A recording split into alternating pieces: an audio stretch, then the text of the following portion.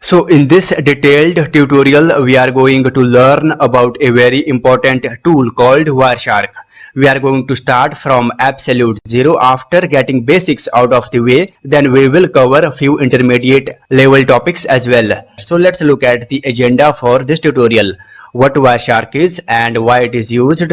Then we will explore basics, make few required changes and understand its core components and functionalities. Then what promiscuous mode is and how to enable it. Then we will understand what filters are and its types. Then we are gonna learn the most used 20 or probably more filters to find the exact packets or information you want. Wireshark is an open source packet sniffer and analysis tool. It captures packets on the local network from each connected device to the network. Wireshark is used for monitoring traffic, troubleshooting network issues, inspecting individual packets, and you can also detect suspicious activities in your network by analyzing packets. Wireshark is a must-know tool for network administrators and cybersecurity specialists. Wireshark is pre-installed in Kali Linux and Parrot OS. You can download Wireshark for Windows and Mac as well. Its interface and features remain same across all the operating systems. So it makes no difference in which operating system you use Wireshark on. You can download Wireshark from this page. Link is in the description. Installation steps in Windows are very straight. After installing, start Wireshark. So in order to start Wireshark in Kali Linux or other distributions, type sudo wireshark and hit enter. So when you start Wireshark, first thing you have to do is select your network interface card, meaning how you are connected to the internet. As you can see, I have a lengthy list of interfaces. Most of them are created by my virtual machines, so you can ignore them. They are not real physical cards. This list is going to be different for everyone. In most cases, either you will be using internet with Wi-Fi or Ethernet. Wireless card is represented by Wi-Fi in Windows. As you can see, in Linux, wireless card is denoted by WLAN 0. And Ethernet card is represented by ETHO in Linux. In Windows, it is simply Ethernet. Alright, so I am connected to internet with the wireless card, so selecting Wi-Fi. As soon as you select your interface, Wireshark basically starts capturing the packets. As you can see, for now it is probably talking to my virtual machines.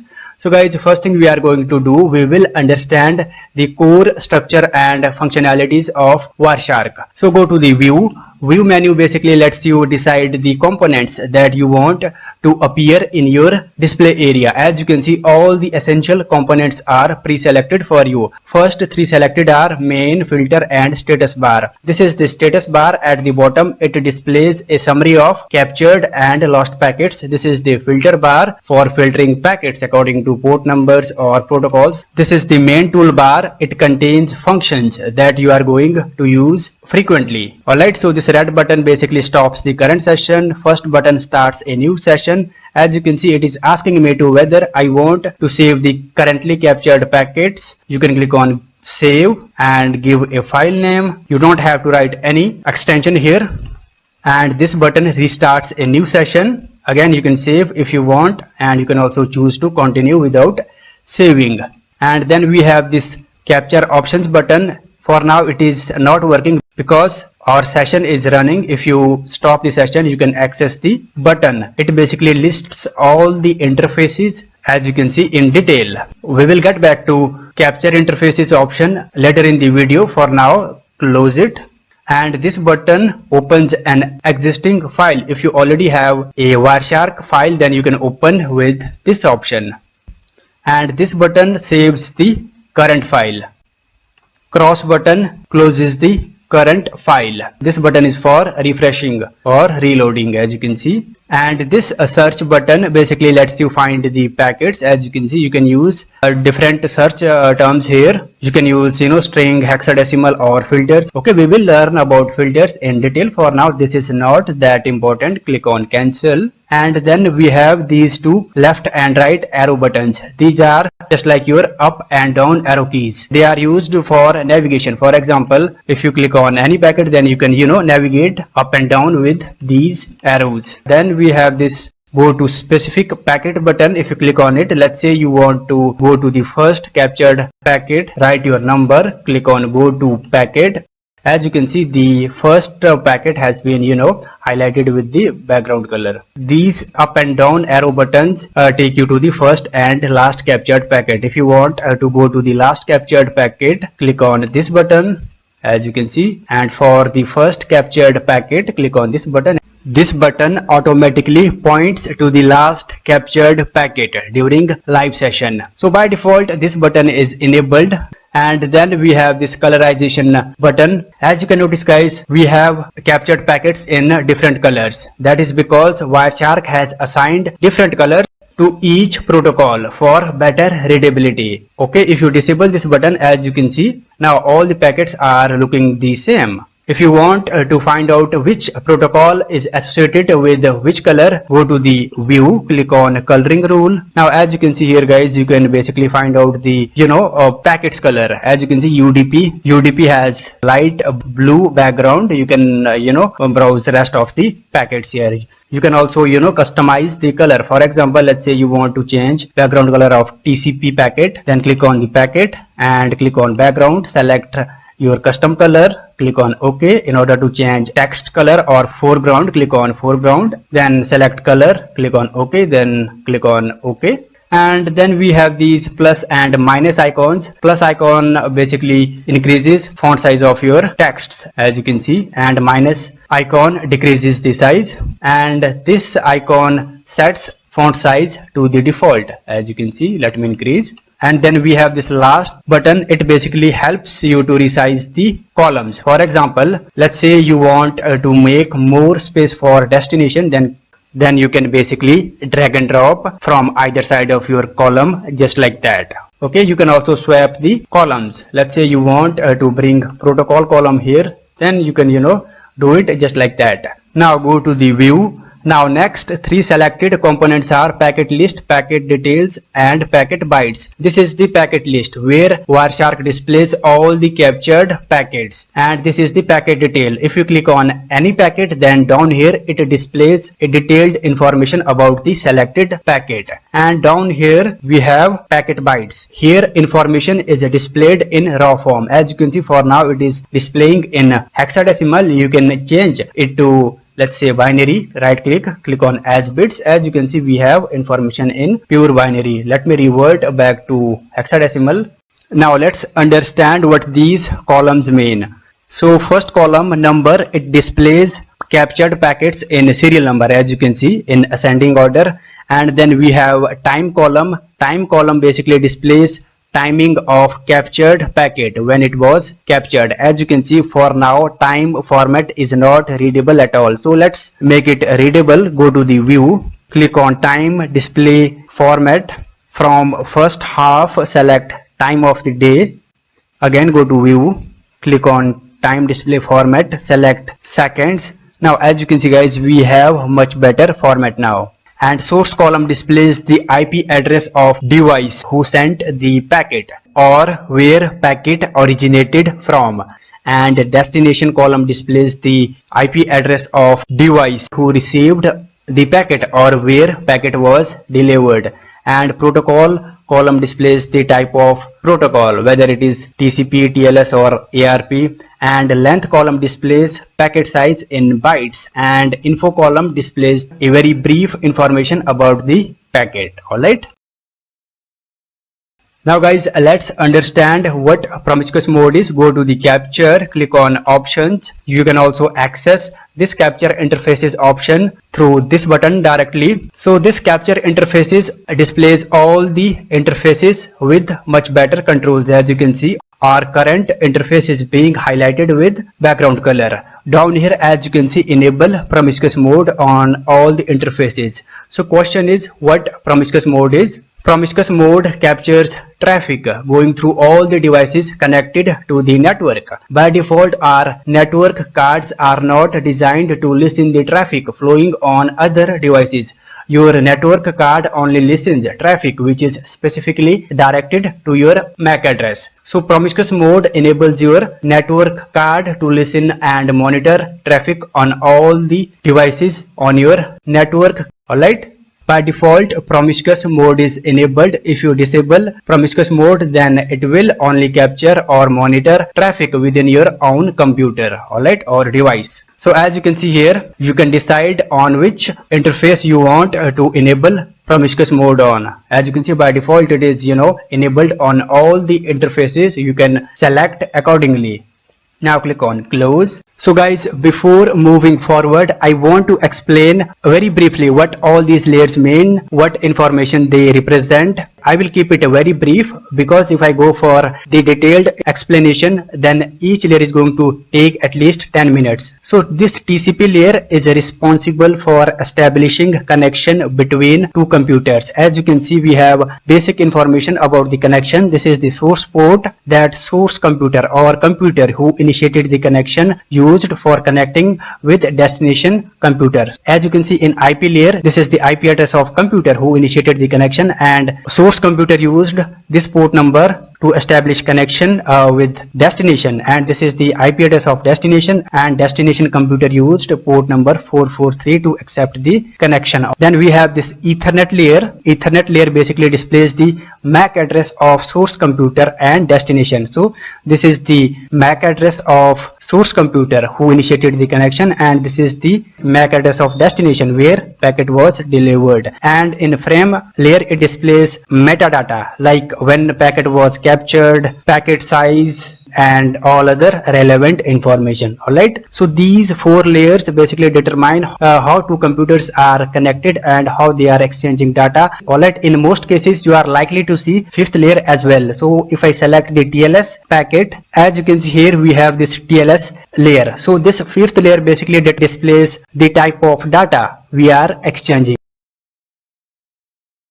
Filters allow you to find the exact packets or information you want to see. By default, Wireshark captures all types of packets. So it makes it really difficult to find the packets you want to see. So to overcome this problem, filters were introduced. Filters basically remove unnecessary packets from your list and only display packets you want to see. Obviously, we will learn all the important filters in a few seconds, but before that we need to understand different types of filters. There are two types of filters: display filter and capture filter. Display filters are used for filtering through already captured packets. For example, here as you can see, we have all these captured packets here. You can apply display filters here to filter the packets you want to see. And capture filters, as the name suggests, are used for filtering packets during capturing. Let me simplify this. We already know that Wireshark by default captures all types of packets, but let's say you only want to capture TCP packets or HTTP packets and nothing else. That's where capture filters step in. So capture filters let you decide what type of packets you want to capture. So before starting Wireshark session, you can tell Wireshark what type of traffic or packets you want to capture. Once you set the capture filter, then Wireshark ignores everything and only captures packets according to your capture filters. We will cover how to set up capture filters with two different methods later in the video after covering display filters. Now let's implement filters practically. So this is the filter bar where you can write your filters. So write UDP. You can notice one thing: as soon as you write the correct filter, background automatically changes to light green. If you write an invalid filter, then background changes to light pink. So all this is happening in real time. So this is a real help.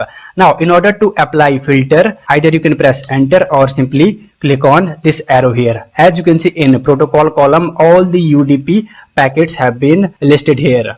In order to filter TCP packets, write TCP, press enter. As you can see now, TCP packets are being shown here. Basically guys, in this filter bar you can write all the possible networking protocols. For example, write ARP, as you can see, FTP, press enter, SSH. Basically guys, I do not have SSH and FTP traffic, so it is not showing up anything. Now let's say you want to combine or merge multiple filters. For example, let's say you want UDP packets and you also want TCP packets as well. So write OR operator and TCP. Now what basically we are telling Wireshark here, if you find UDP packets or TCP packets, then fetch them all, press enter. Now as you can see, all the UDP and TCP packets have been listed here in our display area. You can combine as many filters or protocols you want. For example, or ARP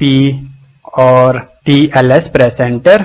Now write HTTP filter basically filters HTTP traffic, press enter. For now I do not have any HTTP traffic because I haven't visited any HTTP website, so it is showing up nothing. Now in order to filter the HTTPS traffic, if you write HTTPS, then it is going to throw an error because this is not a valid filter. In order to filter the HTTPS traffic, write TLS, press enter. As you can see now, TLS or HTTPS traffic is being listed here. Basically this TLS is the extended version of HTTPS. Only difference is it uses a stronger algorithm to encrypt the traffic. Alright, in my opinion, the most important filter is IP address filter. IP address filter basically allows you to filter traffic according to the IP address. For example, let's say you only want to check the packets sent and received by a particular IP address. Then write IP.addr,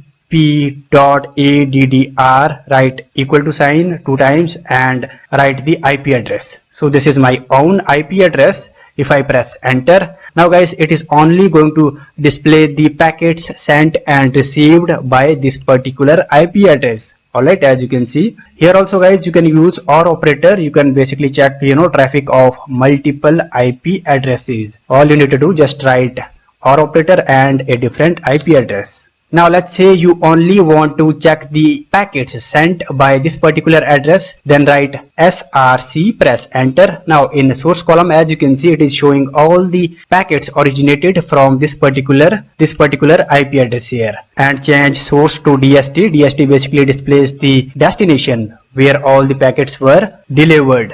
This destination basically displays all the packets received by this particular IP address, as you can see in the destination column, and these are the IP addresses where this address received packets from. And guys, we also have another method for filtering packets. You can also use port numbers. For example, write tcp.port equal to, let's say, 443, press enter. Now it is listing all the traffic received by port number 443. So let's go for 80, which is HTTP port. Now we have another very important filter called contains. So write TCP contains YouTube, press enter. Now what this contains filter does, it will go through all the packets and list out only packets where it finds the word YouTube. Alright, as you can see, it has found a packet where it found the word YouTube. So click on packet. Down here in our packet byte panel, you can find the word YouTube. So let me scroll down. As you can see here, www.youtube.com is being displayed here. If you want to further investigate who visited this website, then you can check out the detail panel. Here you can see this is the IP address who visited youtube.com, and this is the MAC address of computer who visited the youtube.com. So guys, contains basically filters out traffic according to your search term. So guys, you can use multiple port numbers to filter the traffic. For example, let's say tcp.port inside these curly braces you can write port numbers. Let's say 12, port number 443. You can write as many ports as you like. Alright, press enter. Now what it is going to do, it will list out traffic received by the specified port numbers. Now guys, let's learn how to set up capture filters. There are two methods for setting up capture filters. First one is you can specify the capture filters at the beginning when you start Wireshark. So let me close my current file. Now here, as you can see, enter a capture filter. Remember guys, capture filters are a bit different syntactically from display filters. If you write HTTP, this is not going to work. In order to capture HTTP traffic, you have to specify the port number. For example, TCP port 80. Alright. For HTTPS traffic, you can write 443. You can combine multiple filters like this, or let's say port number 80. Alright, so guys, this is the first method of setting up a capture filter. Second method is much more convenient. So let's learn how to set up capture filters and learn more capture filters with second method. So guys, at the top you can notice capturing from Wi-Fi TCP port number 443 and 80. It is only going to listen traffic of port number 80 and 443. So second method of setting up filter is, let me close my current session, go to the capture, click on options. Here you can specify the filters. As you can see here, capture filters. Let's say you only want to capture traffic from a particular IP address. You cannot use IP.adr filter here. This is not going to work. You have to use host, then write the IP address, just like that. Alright, now it is only going to capture traffic from this particular IP address. You can combine multiple filters here with OR operator, just like we did with display filters.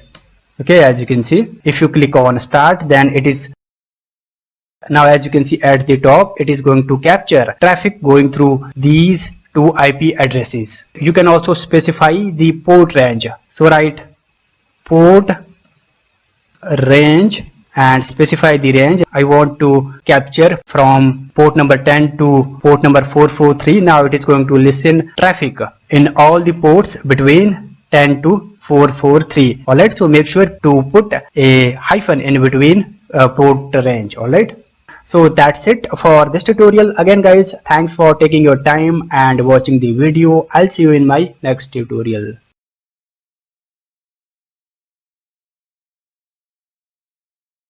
In this section, we are going to learn the wireless network security from level 0 step by step. Alright, wireless or Wi-Fi security is one of the core components of pen testing. You should be able to identify and prevent the vulnerabilities on a network as a pen tester or cybersecurity specialist. We will cover all the methods and tools that pen testers use to hack the network from scratch. By the end of this section, you will be able to test and implement the network security easily. So here is the list of topics to be covered in this particular section. We will start off with the system requirements for wireless pen testing. Then we will move to the basic networking commands that are specifically related to the network cards. Then how to change the MAC address and what is monitor mode and how to enable monitor mode properly. Then how to change and save the packets. How does the authentication attack work? Then how pen testers crack the WPA and WPA2 networks or passwords. And finally we will finish this section with network security, how to protect your network from all the potential threats. Alright, so let's get started. You need Kali Linux installed on your system. Kali Linux has all the tools pre-installed that we need to test a Wi-Fi network. The best tool for wireless hacking is Aircrack NG Suite. It is pre-installed in Kali Linux and it works flawlessly, especially in Kali Linux. You can install Aircrack NG on other Linux-based distributions like Ubuntu or Mint as well. The second requirement is your wireless card. You need a wireless card that supports monitor mode and packet injection. Guys, most of the inbuilt wireless cards support monitor mode. Unless your system is old, your inbuilt card should support monitor mode without any problems. I will show you later how to check whether your card supports monitor mode or not. You can use your inbuilt wireless card for Wi-Fi testing, but if you want to cover a longer range and good speed, then you can buy an external card as well. See guys, your inbuilt cards are not designed for pen testing. They have a very limited range, mostly around 30 meters. So if you want to purchase an external card, then make sure that the card that you are purchasing is compatible and supports monitor mode. So go to the Aircrack NG's website. I will drop this link in my description. If you scroll down, here as you can see the complete list of compatible adapters, and check these columns for monitor mode, support and packet injection respectively. You can browse all the supported chipsets here. And if you scroll down here, we have drivers for all the above adapters. Click on the links for visiting the download page. In most cases, you do not need to install drivers. In case you need, then you can check out official download pages from here. Now, in order to check whether your card supports monitor mode or not, open your terminal and type sudo airmon ng start name of your wireless card WLAN 0 and press enter. If it says monitor mode enabled for WLAN 0 on WLAN 0 mon, then it means we are good to go. Your card supports monitor mode. If you are using Kali Linux on virtual platforms like VMware or VirtualBox, then you will not be able to use your inbuilt wireless card because your main operating system does not allow direct access to the hardwares like your wireless card. Alright, your wireless card is already in use with your main operating system. See guys, virtual machines do not have the direct access to the hardwares. That is why they are called virtual machines. Now there are few comfortable solutions you can go for. You can install Kali Linux on a USB pen drive. This is simple. Just download the Rufus and then burn your ISO image of Kali Linux into the pen drive. Then you can boot with live mode and you can use your wireless card. You can go for a dual boot as well. And the final solution is you can purchase an external wireless card. Then you do not need any dual boot. You can use an external card with virtual machines as well. Just plug in the card and then you are good to go.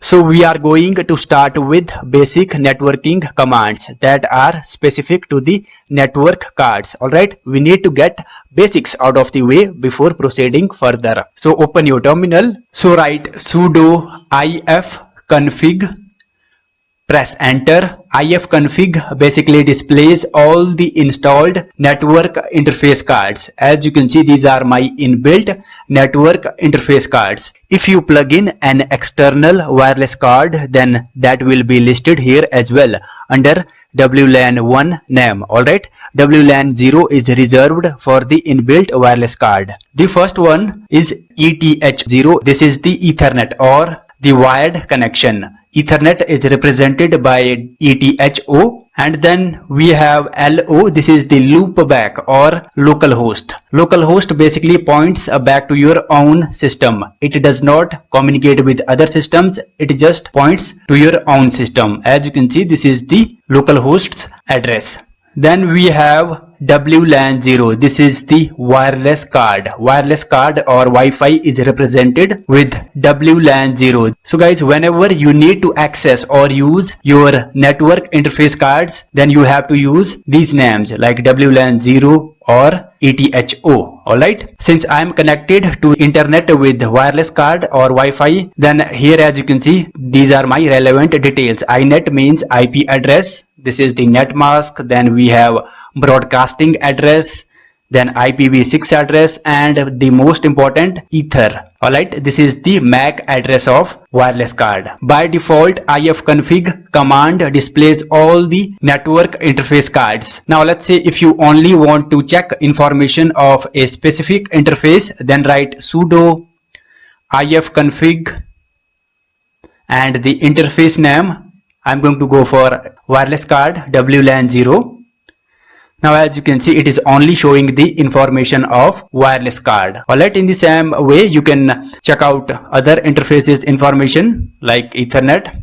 Now write sudo ifconfig -a, press enter. -a means all. Simple ifconfig command only displays active interfaces. With -a flag, it not only displays enabled, also deactivated or disabled interfaces as well. So as you can see, for now Ethernet is up, so is the wireless. It means they are up and running, they are ready to be used. Now we are going to learn how to disable or enable the network interface cards. In many circumstances we have to disable our network interface cards. For example, let's say when you want to change the MAC address of your wireless or Ethernet, then you have to disable the interface first. Alright, so write sudo ifconfig interface name. I am going to disable my wireless card WLAN 0, and then write down, hit enter. Now write ifconfig again, sudo ifconfig. Now as you can see guys, wireless interface is no longer being displayed. Now in order to enable back the interface, write sudo ifconfig interface name WLAN 0, write up, hit enter. Now again go for sudo ifconfig. Now as you can see guys, our wireless network interface card is up and running again. Now there is another command that I want to show you. Write sudo iwconfig, hit enter. Now iwconfig command is specific to the wireless connection. By default, iwconfig command displays the information about your network. Alright, as you can see down here, this is the ESSID. ESSID means the name of your network where you are connected to, and the most importantly, this is the access point. This is the MAC address of your access point or the router. Alright, now in this section we are going to learn how to change or mask your MAC address. It is important to mask the MAC address when you are attacking the network to stay anonymous. See guys, MAC address cannot be changed because they are fixed or permanent, but they can be masked easily. In Kali Linux we have a very sophisticated tool to change the MAC address called MAC changer. So open your terminal. So type MAC changer space -h, press enter. -h option basically displays all the available parameters or options that you can use with MAC changer. It basically brings up the help menu. Now in order to find out the current MAC address, type MAC changer -s. -s basically prints the current MAC address of your network interface card that you supply. So I'm going to find out the MAC address of WLAN 0, which is wireless card. So as you can see, this is the current and permanent MAC address. In the same way, you can find out the current MAC address of your Ethernet. So replace WLAN 0 with ETHO. As you can see, these are my different MAC addresses of both interfaces. See guys, each network card has its own MAC address. Now in order to change the MAC address, first thing we have to do, we have to disable the interface where we want to change MAC address on. So write sudo, I am going to change the MAC address of WLAN 0. So I am disabling the wireless card. So write ifconfig WLAN 0, write down and press enter. Now in order to change the MAC address, write sudo MAC changer -r. -r flag basically changes or selects a random MAC address for your network interface card. Now write the interface name WLAN 0, hit enter.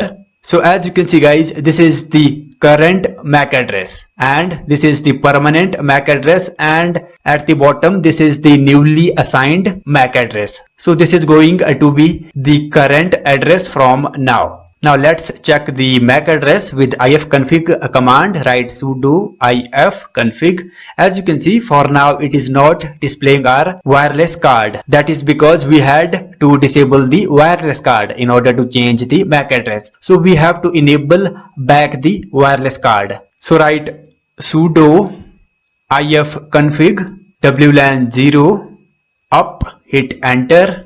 Now let's check with ifconfig command. Write sudo ifconfig, hit enter. As you can see guys, down here our wireless card is up and running along with newly assigned MAC address that we just assigned with MAC changer. Alright. Now if you want to change your MAC address back to the default or original, then here also you must disable your network interface card first. So write sudo ifconfig WLAN 0 down, hit enter. Now write sudo MAC changer -p. P basically stands for permanent. It basically changes MAC address back to the permanent. WLAN 0, press enter. Now as you can see at the bottom, this is the new MAC address. Old one has been basically overwritten with new permanent MAC address. And don't forget to enable your wireless card or the interface where you have changed MAC address. So write sudo ifconfig WLAN 0 up, hit enter. Now let's check with ifconfig command again. Write sudo ifconfig, hit enter. Now as you can see, we have changed our MAC address back to the original again. In this section, we have several topics to cover, such as managed and monitor mode, enabling monitor mode, capturing and saving packets, and putting your card back to the managed mode safely. Alright, so let's understand what exactly monitor mode is. Wireless card operates on two modes, managed and monitor mode. If you type iwconfig command in your terminal, as you can see, wireless card is in managed mode for now. In managed mode, your wireless interface card only receives, or you can say listens, the traffic which is specifically directed to your MAC address. It ignores all the other packets. And in monitor mode, wireless interface card listens or capture traffic of all the devices that it finds around you. So that's the only difference between monitor and managed mode. Another mode that you may have heard about is promiscuous mode. Promiscuous and monitor mode both are the same. Only difference is with the promiscuous mode, you have to be connected to the network in order to capture the traffic, whereas with the monitor mode you don't have to be connected to the network to capture the traffic. Wireshark is an example of promiscuous mode. In Wireshark, you have to be connected to the network where you want to capture packets on. The first thing that we have to check is whether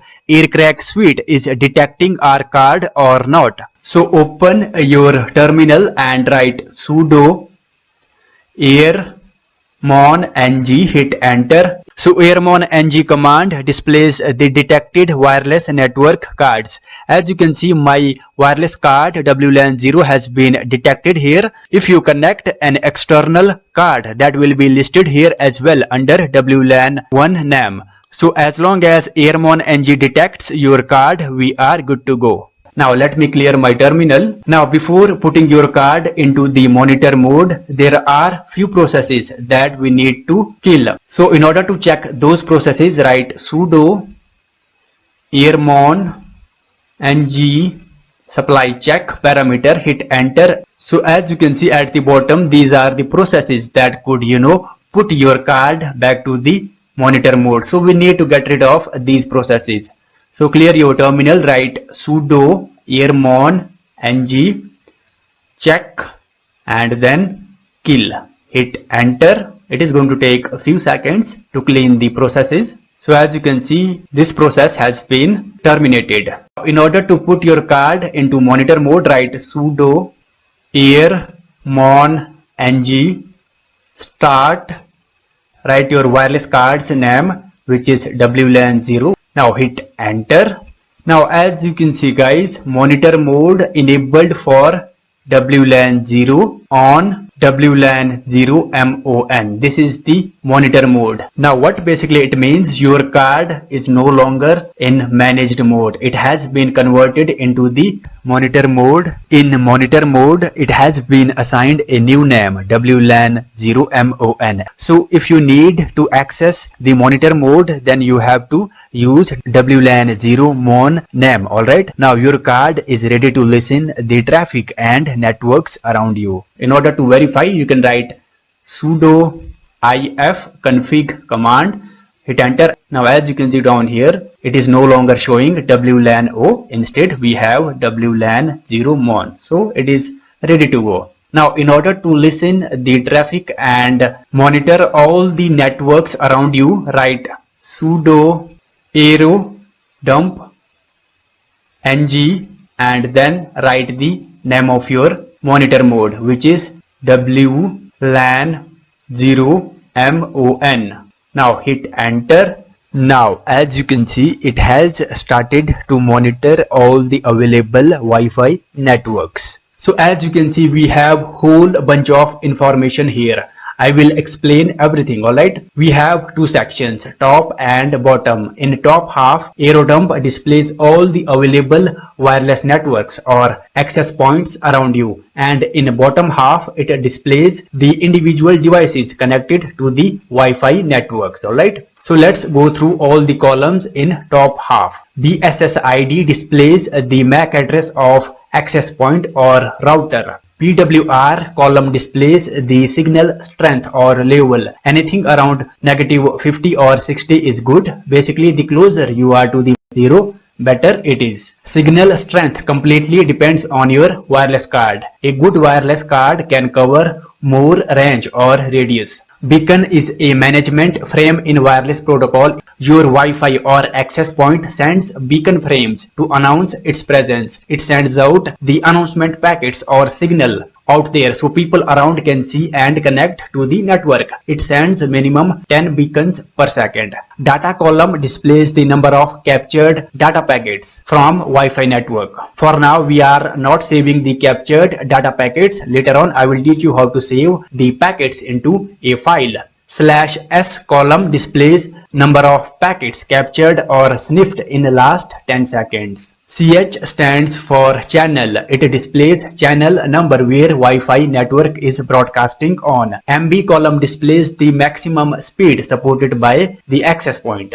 ENC stands for encryption. Encryption means the type of encryption Wi-Fi is using to secure the connection. WPA2 is the standard these days. As you can see, all the networks are using WPA2. There are some older versions as well, like WEP and WPA. WEP is weakest among all the encryptions. It is easiest to crack as well.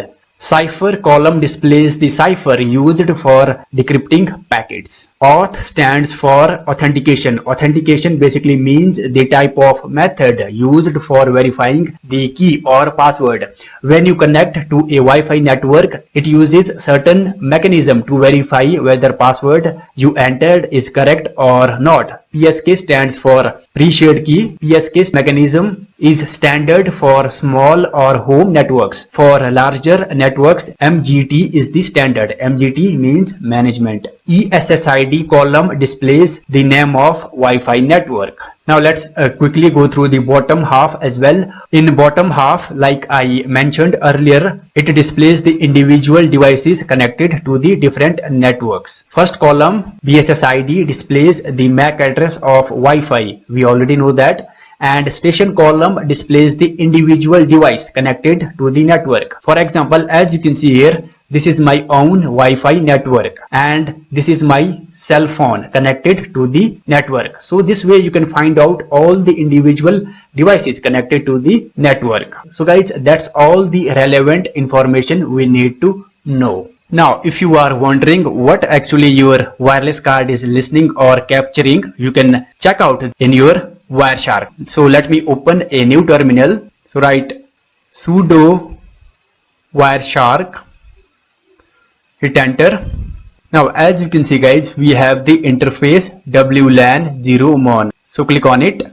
Now as you can see, you can basically see all the traffic that your wireless card is listening. Alright, if you are not familiar with Wireshark, then I have a dedicated video for absolute beginners on Wireshark. You can go ahead and watch that video. Alright, so let me quit the Wireshark. Now guys, if you want to save the packets that your wireless card is capturing, then quit the monitor mode with Ctrl+C. Now after your monitor mode, write --right/ now give the path where you want to save the packets. I'm going to save in my desktop, so home. Now write the username that you logged in with. My username is Kelly slash and directory name. Then give a file name raw packets, hit enter. Now whatever packets your card listens, all the packets will be saved into the file. So as you can see in my desktop, it has basically created 5 files. Basically your packets are saved in different formats. The format that we need is this .cap. Alright, now let me quit the monitoring mode.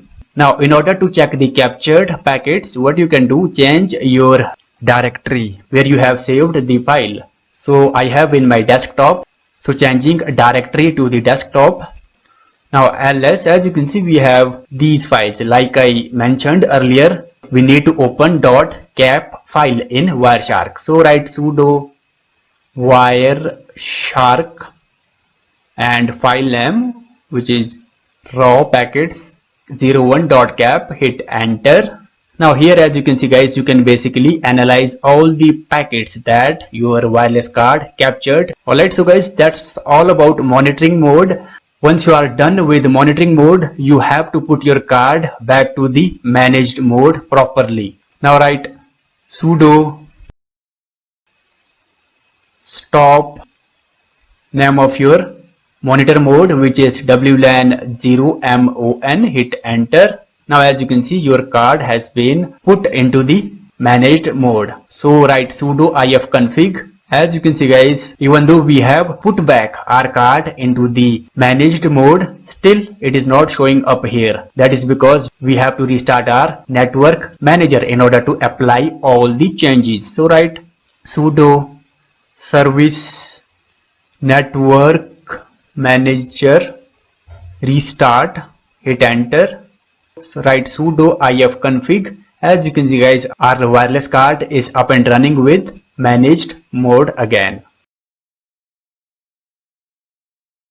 So let's understand what a four-way handshake is first. Now a four-way handshake in simplest words is a process where router checks whether user who is connecting to the network knows the password or not. A four-way handshake serves two purposes. First, it verifies the password. For example, when a new user connects to a Wi-Fi network, first thing that a router does, it verifies the entered password, whether it is correct or not. When it verifies password to correct, then it creates a secure encrypted connection between user and router to encrypt the traffic. If traffic is not encrypted, then it can be, intercepted by anyone in plain text. So let's do practical now. Why do we need a four-way handshake? I will explain that later when we will actually capture the handshake. We need to put our card into the monitor mode. So before putting my card into the monitor mode, again I have to stop few processes because I restarted the network manager. So type sudo ermon ng check and press enter. As you can see, these are the processes that can put your card back to the managed mode. So in order to kill them, just supply kill parameter along with check. Now as you can see, process has been halted. Now let me clear my terminal. Now type sudo ermon ng start, write the name of your wireless network card WLAN 0, press enter. Now as you can see, wireless card has been put into the monitor mode under WLAN 0 mon name successfully. Now we are good to go. Step 1 for capturing a handshake is we need to identify the network that we want to test or attack. Then we will note down few essential details that we will need later. So type sudo aerodump ng and name of your monitor mode, which is WLAN 0 MON, press enter.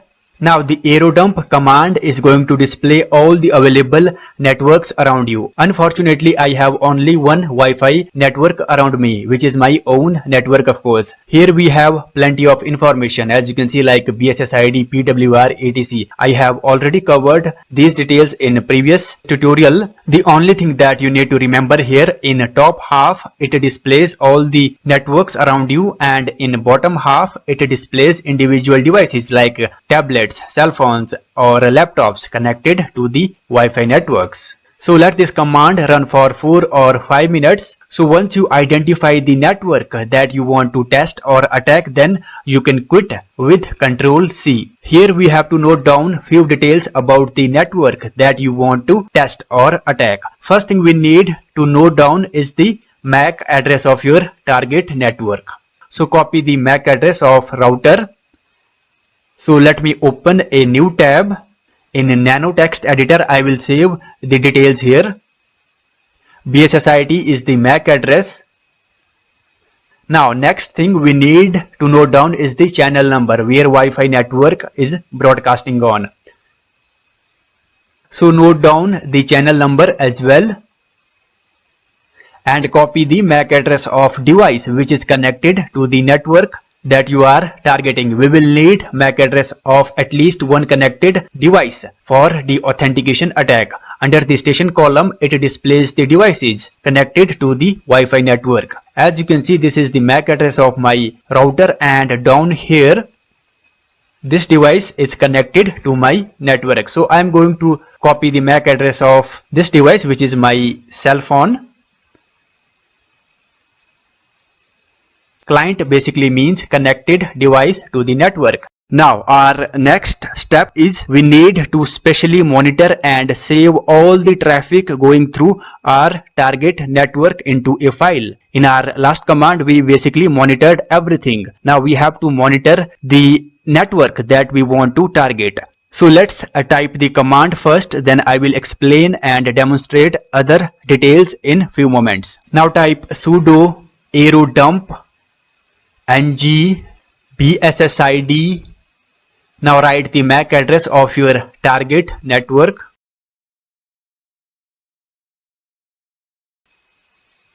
And -c is for channel number. Write the channel number where target network is broadcasting on. And -w is for writing or saving the packets. Specify a file name and path where you want to save it. I am alright with home directory. And at the end, write the name of your monitor mode, which is WLAN 0 MON. Now hit enter. Now as you can see, AeroDump is specifically monitoring traffic going through the MAC address or router that we specified.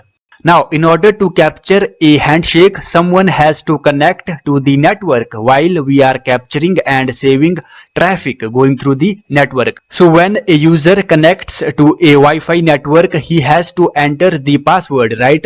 So when user enters the password and sends it to router, AeroDump intercepts the password and save it into the specified file. Remember, intercepted password will not be in plain text. It will be hashed with hashing algorithm. If you do not know about hashing and data encryption, I highly recommend to learn its basics at least. I cannot explain everything in this tutorial because encryption and hashing is a separate subject itself. Along with hashed password, AeroDump also saves router's MAC address, ESSID and other relevant details that it needs. User and router have to exchange 4 packets for establishing connection and creating a secure encrypted channel for communication. Alright, so just remember that we need a valid 4-way handshake to start the password cracking process. The process behind WPA encryption is complicated. There is a lot that goes behind the scene. We actually do not need to understand all of it. We just need a valid 4-way handshake to crack the password. Now here we have 2 options for capturing a handshake. Either we can wait for someone to connect to network, which is an uncertain process. We do not know when a new user is gonna connect, right? or we can force already connected users to disconnect from network. So when they connect back, AeroDump will capture the handshake. Mostly devices connect back automatically to hotspot or Wi-Fi with auto-saved feature, right? It does not matter whether device connects automatically or manually, AeroDump will capture the handshake. Technically, this is called deauthentication attack, basically forcing user to leave the network. I will demonstrate you how to capture handshake with deauthentication attack. This way we will cover two topics simultaneously. So let's understand how deauthentication attack works first. Now deauthentication attack works by exploiting a vulnerability in Wi-Fi protocol 802.11. See guys, in many circumstances, a router needs to disconnect the connected devices, right? For example, when it clears the cache memory, then it doesn't need any device connected to it. It uses a special mechanism called deauthentication frames. So router sends out deauthentication frames or packets. When connected devices receive the deauthentication frames, they disconnect automatically. So that's what we will exploit. We will pretend to be the router and send the authentication packets to the connected device. It sounds very technical, but it is very easy to do. So let's do it. So open a new terminal window. Do not exit the current program. The tool that we are going to use for injecting deauthentication frames is AirPlay NG. AirPlay generates deauthentication frames, then sends them to connected devices or single device. AirPlay is part of AirCrack NG suite. So type sudo AirPlay NG and two hyphens deauth, and how many packets you want to send. 100 should be enough. You can also use -0 instead of deauth. And if you write only 0, then it will send deauthentication packets continuously or infinitely. I'm going to stick with 100. Now we need the MAC address of router. Write -a. -a means access point. We are pretending to be the access point or router. So type the MAC address of your target router here. Now write -c. -c means client. It needs the MAC address of device that you want to kick out of the network. You can check the connected devices to the network down here in station column. Alright, so just grab the MAC address of one connected device to the network. It is hard to copy MAC address from here while program is running. So I copied one MAC address earlier. So let me copy the address. Now paste or write MAC address after -c. Now write the name of your monitor mode, WLAN 0 mon. Now press enter. Now as you can see, it is sending the deauthentication packets.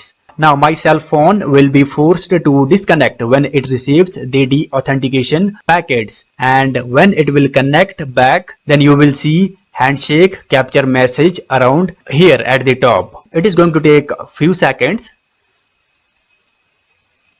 Now as you can see here, WPA handshake capture, it has been captured. My cell phone got disconnected with the deauthentication attack, and when it connected back to the network, AeroDump was able to capture the necessary details for a valid handshake. Once you capture the handshake, you can quit the program with Ctrl+C. If you execute ls command, as you can see, AeroDump saves packets in many formats, but we only need this file with .cap extension.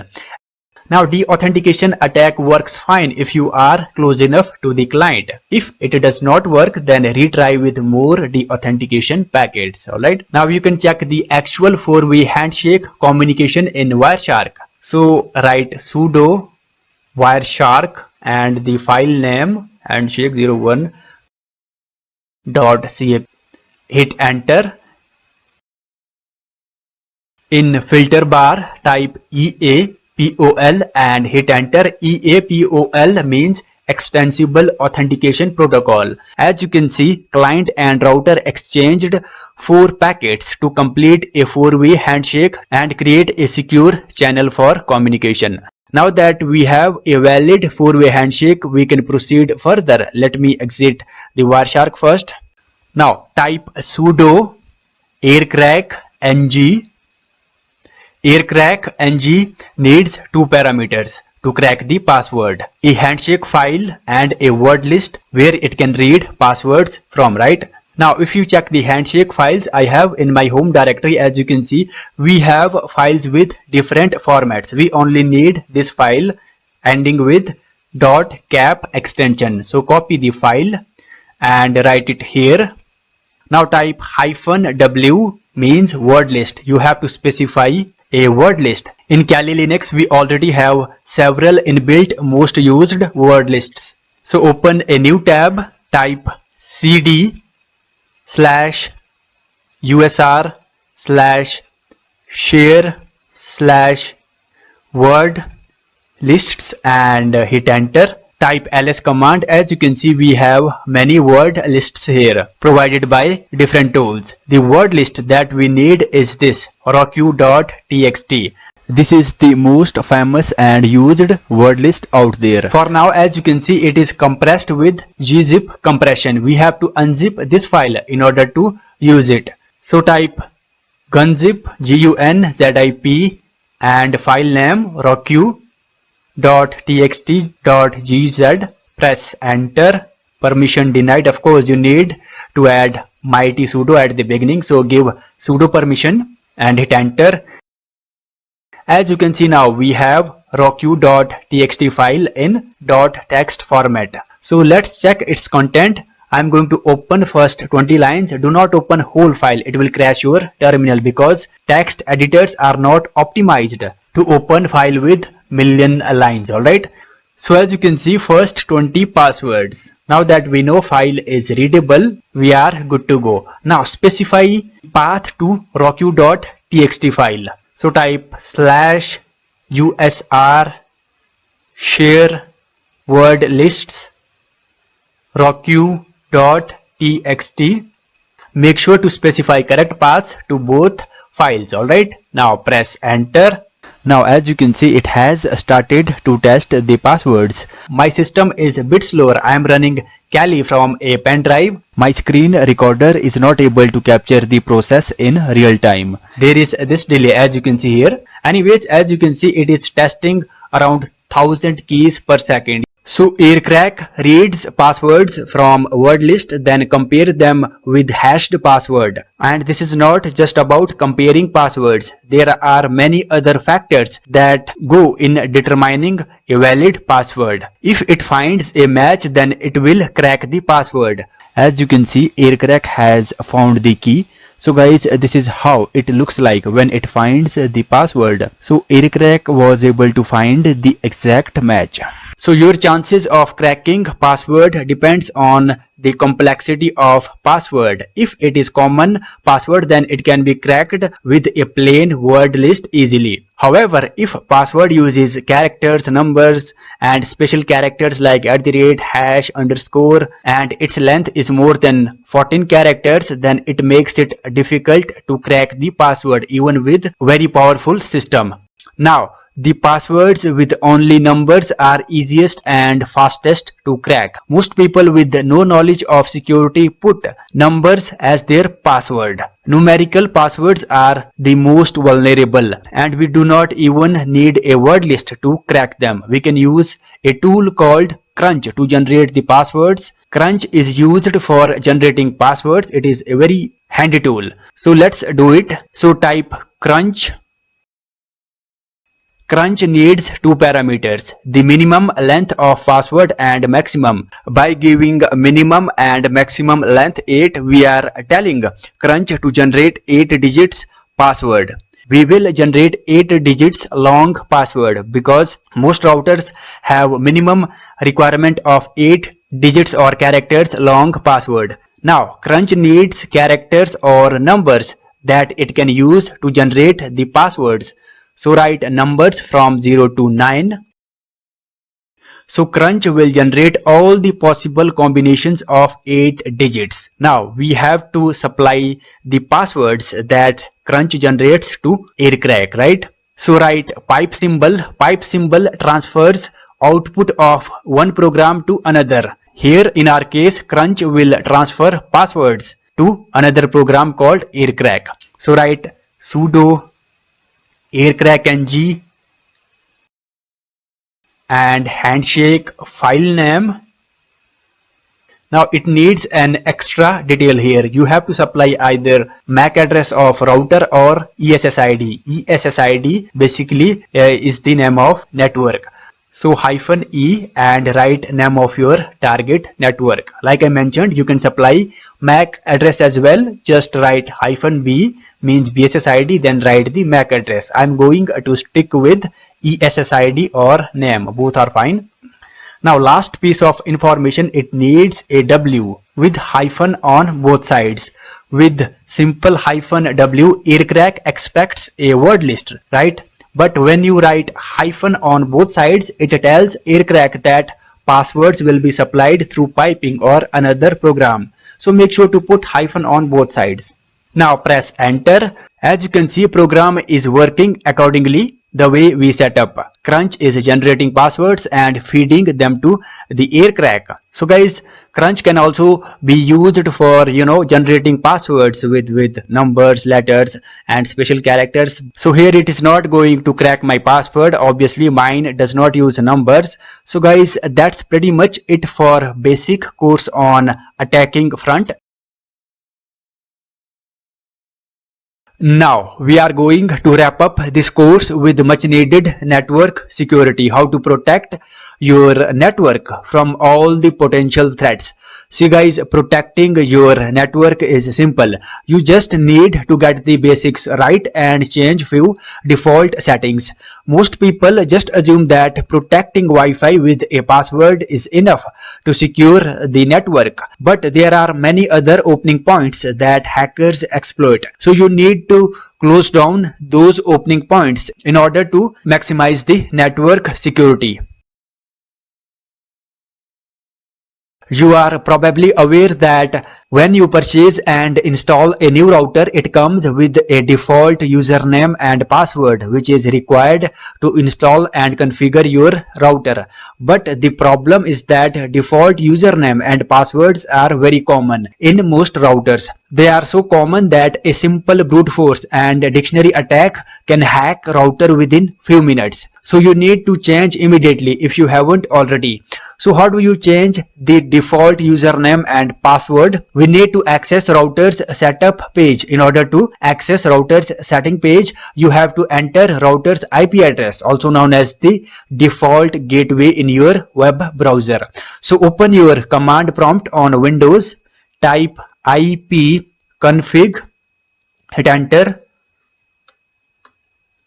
and under Wi-Fi adapter details, down here as you can see default gateway, this is the router's IP address. Now write this router's IP into your web browser. Now let me paste it here.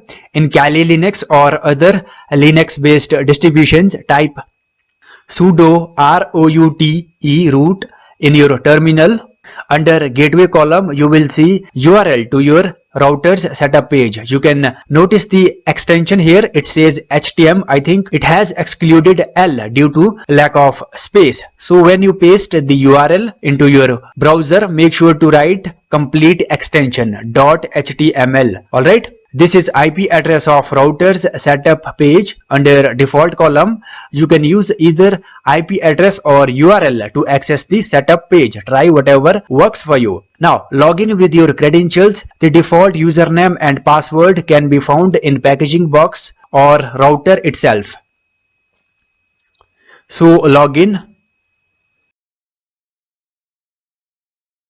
Now guys, this interface is going to be different for each router. It depends which router you are using.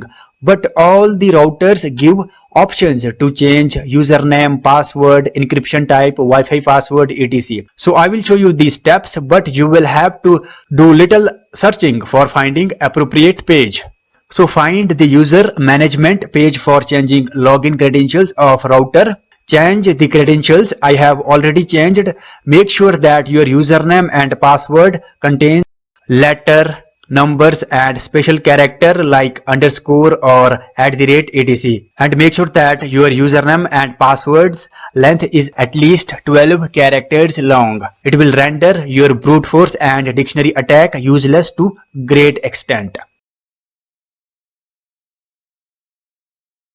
Now guys, this is key to protect your network. See, hackers use brute force and dictionary attack to crack the Wi-Fi's password. This attack only succeeds if your password is either very short or common. Avoid passwords with only numbers. They are easiest and fastest to crack. Your password must contain letters plus numbers and at least one special character like @ hash or underscore. Keep your password's length at least 14 characters long and keep changing password frequently.